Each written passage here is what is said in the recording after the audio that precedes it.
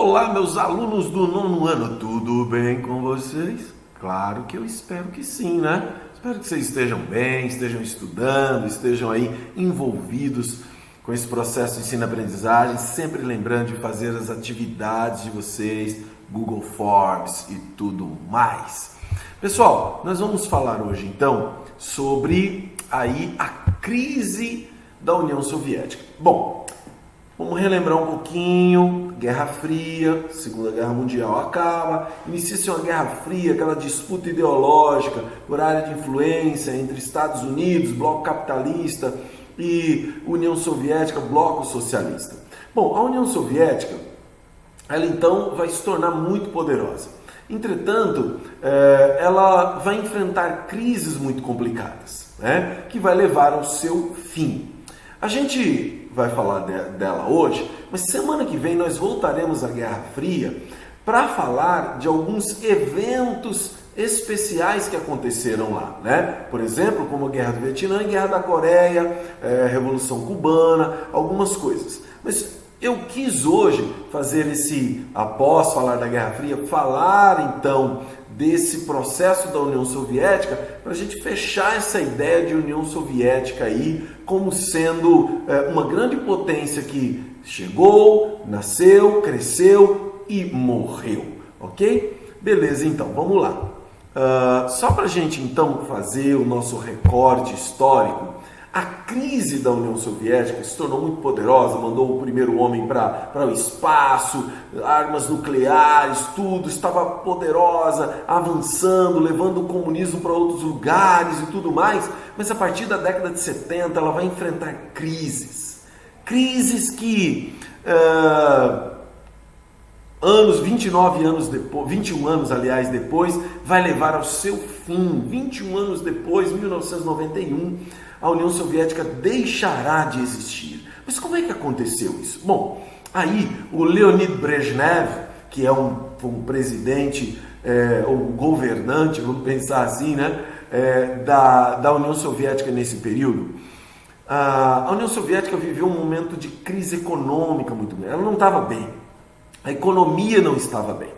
Se a economia não vai bem num país, as outras coisas elas acabam acompanhando isso, né? Então foi um período de grande estagnação econômica, ou seja, tipo assim, não avança mais, não cresce, não vai para frente. Muito pelo contrário, ela começa a regredir. Por quê? Todo o sistema econômico, todo até o sistema de produção e tudo mais, estava muito atrasada. E o sistema deles, desse partido único, socialista, governando ali o país há muitos anos, se a gente pensar, desde 1917, 24 o Lenin morre, o Stalin assume, né? E ali muitas décadas de um governo onde um partido único, um grupo, e a corrupção se alastrou, corrupção grande demais. Então, você tem a corrupção, você tem crise econômica, você tem um atraso econômico e tudo mais. E aí, a crise vai se agravar. Eu vou falar de três na verdade. Eu coloquei aqui como dois eventos que vão agravar a situação econômica e depois um terceiro que vai ser muito simbólico para o fim da União Soviética, ok? Então, dois eventos vão agravar a situação econômica na União Soviética a partir da década de 70. E aí, depois da década de 80, então a coisa só vai a ladeira abaixo, que é a Guerra do Afeganistão de 1979 e o acidente de Chernobyl em 1986. Você já deve ter ouvido falar na série Chernobyl, alguma coisa do tipo aí. Então vamos lá entender a Guerra do Afeganistão rapidamente, sucintamente, claro, porque é um conteúdo inclusive um pouco extenso, falar de todas as questões políticas envolvendo o Afeganistão na sua relação com a União Soviética, isso é muito extenso. Mas só para você entender, no Afeganistão, você tinha um governo, você tinha uma monarquia ali, teve um golpe militar, ou seja, um grupo acabou tomando o poder lá no Afeganistão, mas esse grupo, ele enfrentou muita dificuldade. Ele queria eles eram muçulmanos, né? São muçulmanos. Ele quis fazer uma certa abertura ali de deixar as mulheres votarem e tudo mais. Isso não agradou a galera de lá. E aí teve no mesmo ano um outro golpe militar, um outro cara chegou no poder. Só que esse camarada que chegou no poder, ele também não agradou a outros lá, não agradou uma galera lá. E essa outra galera então tomou o poder. Só que o problema é que desde sempre o Afeganistão, né, desse processo todo, o Afeganistão sempre teve uma aliança com a União Soviética. Só que esse último que chegou ao poder, a União Soviética falou: ih, vai melar a nossa relação, não vai dar certo. Esse camarada vai se aliar aos Estados Unidos, lembra? Guerra Fria. Esses camaradas vão se aliar aos Estados Unidos e não vai dar legal pra gente. Vamos fazer o seguinte, vamos invadir. Mandou 8.000 soldados para lá. Só que a guerra, que eles pensaram que ia ser rapidinha, dominar e acabou, colocar quem eles queriam no poder, durou 10 anos. De 79 a 89. Durou 10 anos de guerra. Morreu muito soldado, prejuízo econômico, a coisa já estava feia, o gasto com essa guerra trouxe muitas consequências. Então cerca de 15.000 soldados morreram, bilhões de dólares gastos com uma guerra boba, desnecessária. Só era o medo de uma possível, hipóteses. Então essa guerra do Afeganistão, e essa guerra do Afeganistão, gente, ela é muito interessante, porque ela vai ter desdobramentos que afetam nossa vida hoje, é verdade. Só para dizer algumas coisas para você, os Estados Unidos apoiaram o Afeganistão, mandando armas, treinamento, só que o tiro saiu pela culatra. Quando acabou a guerra, surgiram vários grupos, como o Talibã e outros grupos radicais, Al-Qaeda, grupos radicais que inclusive depois vão se voltar contra os Estados Unidos. Lembra do 11 de setembro? Pois é, os Estados Unidos treinou, capacitou os caras que um dia iam se voltar contra eles. E aí os Estados Unidos é que agora vai fazer guerra contra o Afeganistão. Isso é outra história. Mas eu acho muito interessante dizer isso. Então essa guerra do Afeganistão, essa primeira guerra lá de 79, que iniciou em 79 contra os soviéticos, vai detonar a União Soviética. E aí, em 86, um grave acidente nuclear vai ser tenebroso contra a União Soviética. Dia 26 de abril, na madrugada de 26 de abril, 1h40 da manhã mais ou menos, um erro, uma falha humana, o reator 4 explode. Na verdade, eles acreditam, depois eles foram ver, os reatores tinham vários problemas. Eles tinham problema de engenharia, mal construídos inclusive. E aí, quer dizer, o acidente era questão de tempo, mas esse reator 4 da usina de Chernobyl, ele explode. Gente, a coisa foi devastadora. As pessoas morreram instantaneamente, foram apagadas, como se fulminadas. Tamanho imenso calor da radiação. Foi um negócio absurdo, absurdo, absurdo. Morreram muitas pessoas e as consequências são até hoje. O vento levou o material radioativo, só para você ter ideia, ele chegou até os Estados Unidos. Eles detectaram no Canadá, Estados Unidos, ali na parte da Europa, Suécia, que foram os primeiros, inclusive, a denunciar o acidente, porque os russos fizeram como os chineses agora, nesse problema todo aí do vírus. Ficaram tranquilos lá, só depois que colocaram para fora. Então, olha só, Chernobyl, os russos, os soviéticos fizeram a mesma coisa. E aí a radiação se espalha por vários lugares do mundo. E só para você ter noção do negócio, acredita-se que para Chernobyl voltar a ser habitada, é uma estimativa, entre 3.000 e 20.000 anos, porque a radiação está lá ainda. Já vi várias reportagens, o cara chega de longe, já tem um índice de radiação absurdo, né? E muita gente tem regiões que não podem nem ir lá, nem com equipamento. Outras regiões com equipamento próprio já dá para ir lá. Então, foi um acidente muito grave, isso abalou demais as relações internacionais. Foi muito dinheiro gasto ali para conter isso daí, para matar o mínimo de pessoas possível, ainda que o estrago foi absurdo e é ainda sentido até hoje, inúmeras vítimas diretas e indiretas, um sofrimento medonho. E a terceira coisa que eu queria falar, que é muito simbólica, é a questão que acontece em Berlim. Esse mapa de fundo aqui, Esse é o mapa da Alemanha. Com o final da Segunda Guerra Mundial, nós já vimos isso, que a Alemanha Ocidental ela é dividida entre ingleses, franceses e estadunidenses, certo? E a Alemanha Oriental fica para os soviéticos, certo? Só que aqui você vai ver que dentro da Alemanha Oriental tem a capital Berlim, é esse mapinha aqui. A cidade de Berlim, assim como o país, também foi dividida da mesma forma. Metade ficou para os soviéticos e a outra metade dividida entre ingleses, franceses e estadunidenses.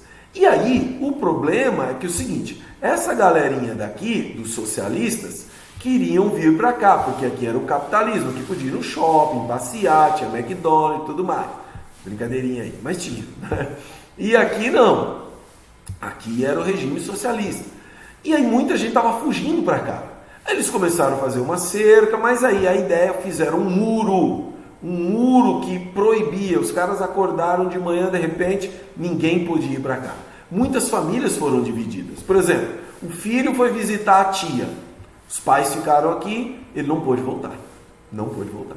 Ah, o cara saiu daqui final de semana, vamos acampar aqui, vamos passear aqui? Vamos, não pôde voltar para casa. Ah, vamos fazer compra lá? Não pôde voltar para casa também. Construiu o negócio lá, cercou, o muro não foi construído da noite para o dia, claro, ele foi construído ao longo do tempo, mas ele se estabeleceu. Só que em 1989, as tensões já estavam grandes demais. Então, em 1989, em novembro de 89, até o Pedro Bial, aqui no Jornal Nacional, narrou a queda do muro. Eu acompanhei né, ao vivo lá, pela televisão, a queda do muro de Berlim. Aí tem uma foto mais antiga, quando o muro ainda estava em pé, e aqui o momento que ele começa a ser quebrado. Bom, o que aconteceu foi que uma informação mal dada, dizendo que as pessoas iam poder atravessar, porque a pressão estava grande contra a União Soviética, a pressão já estava muito grande na Alemanha Oriental, as pessoas toda hora tentando, muitas pessoas morreram tentando pular o muro, tinha os checkpoints, os lugares onde ali tinham os vigias, os sentinelas do muro, mas de alguma forma a pressão estava muito grande. Então o governo teve que abrir uma concessão de algumas pessoas poderem em algum momento sair. Só que o povo entendeu que agora estava liberada a passagem. E aí milhares de pessoas se dirigiram ao muro, foram chegando, milhares de pessoas. E aí começou aquelas ideias, e aí quebra, não pode atravessar, não pode, está liberado, não está. De repente alguém começa a quebrar. E o governo do outro lado, não dá para matar todo mundo, as TVs do mundo todo estão filmando. Não dá para os soviéticos meter bala em todo mundo lá, os alemães orientais. Não tem como matar todo mundo. Está todo mundo vendo, o planeta está vendo aquilo. Bom, não teve jeito. O pessoal começou a meter marreta, quebrar, e o muro veio abaixo. O muro que separava caiu. Gente, isso é histórico. Isso é fenomenal, até arrepia, sim, de você ver a conquista, né?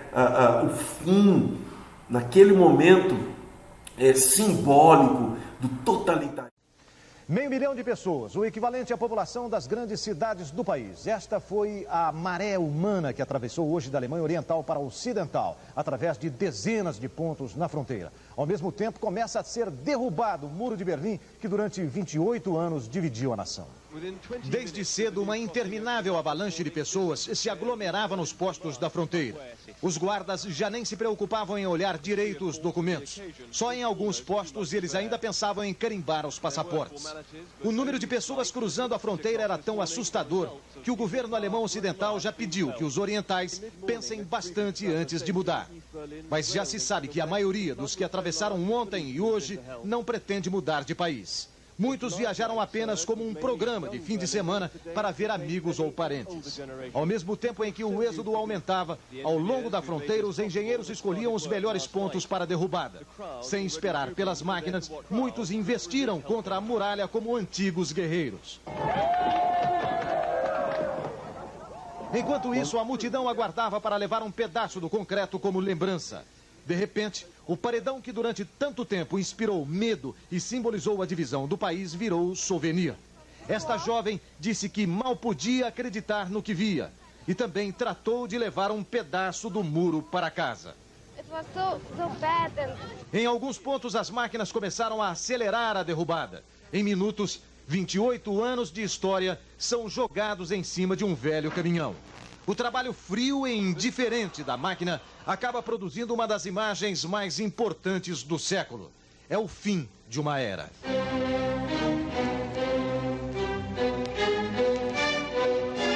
O governo da Alemanha Ocidental está preparando um programa de ajuda econômica de emergência ao lado comunista. Os orientais querem esta ajuda, mas já avisaram que não aceitam discutir uma questão: a reunificação da Alemanha. O chefe do governo alemão ocidental, Helmut Kohl, conversou hoje pelo telefone com Egon Krenz, o presidente do lado oriental. Kohl disse que a ajuda econômica está condicionada a reformas fundamentais na Alemanha comunista. Kohl não falou na reunificação, mas impôs 5 condições: que os alemães orientais tenham liberdade de expressão, imprensa livre, liberdade para organizar sindicatos e para formar partidos políticos independentes, além de eleições livres. No lado oriental, Egon Krenz informou que os dois líderes discutiram a cooperação econômica e política entre os dois países, mas deixou um ponto bem claro: a reunificação do país não está nos planos do governo alemão oriental. No fundo, há muito de hipocrisia nessa questão que envolve a reunificação das duas Alemanhas. Ela, na verdade, não interessa às potências que derrotaram a Alemanha na Segunda Guerra Mundial, inclusive as chamadas lideranças do mundo livre. Uma Alemanha única e mais forte mete medo nos governos da França, Inglaterra e até dos Estados Unidos e da União Soviética. Derrubar um muro, sim, mas unir as duas Alemanhas é mais complicado. Naquele lugar.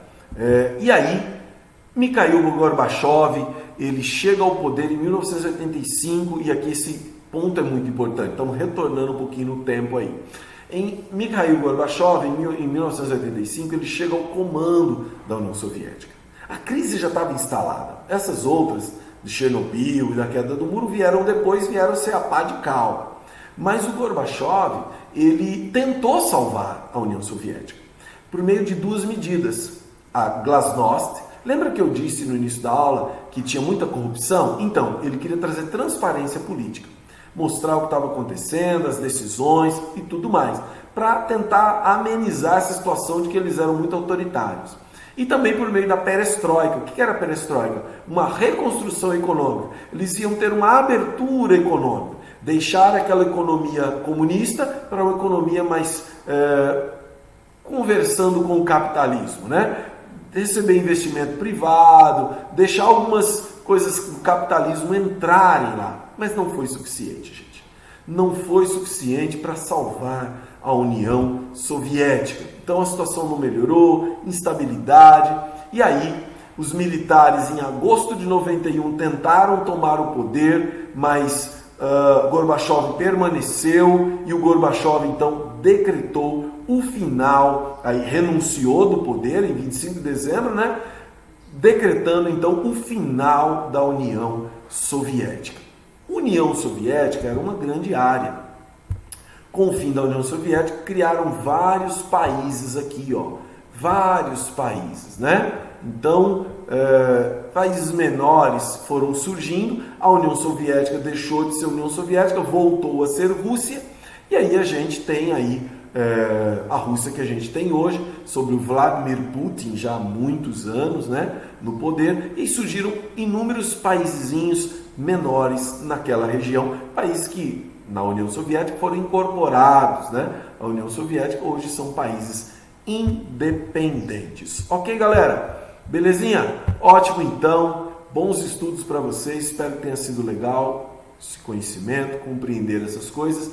Na próxima aula a gente vai voltar à Guerra Fria, falar disso ainda, mas agora focando então em alguns conflitos que aconteceram em decorrência desse ambiente de tensões. Tchau, tchau!